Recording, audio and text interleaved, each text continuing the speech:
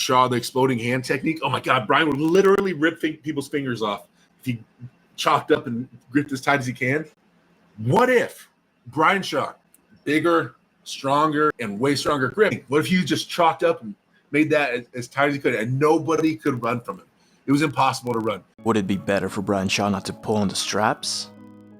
Guys, as we saw from the beginning, Derek Smith was just asked about what if Brian would learn the exploding hand technique, which is a technique on where you do not let go of your opponent's hand, and you hold onto his thumb and just drills him right to the pad. And Derek says that Brian would literally rip people's fingers off if he'd learned that. Then he wonders if Brian could make a career out of doing that, giving examples such as the time that Dave Chaffee couldn't get the straps against Levan. And honestly, I do think that's definitely a subject to talk about. Like, naturally, before even stepping into an arm wrestling table, Brian Shaw's grip was already otherworldly. So, if you can use that when pulling, you better find the best technique. And, as Derek said, the exploding hand technique seems to be the one that Brian should definitely have an eye on. Even because one of the best arm wrestlers in the world, who just recently got a victory against Morozov, and many wants to see facing Levan, is Vitaly Laletin. And Vitaly, as we know, have one of the strongest grips in the world, having very close numbers with Brian on the dynamometer. And if we watch Vitaly versus Morozov, or even Vitaly's rematch against Dave Chaffee, we could see that the grip was definitely one of the main reasons why Vitaly beaten both of these guys.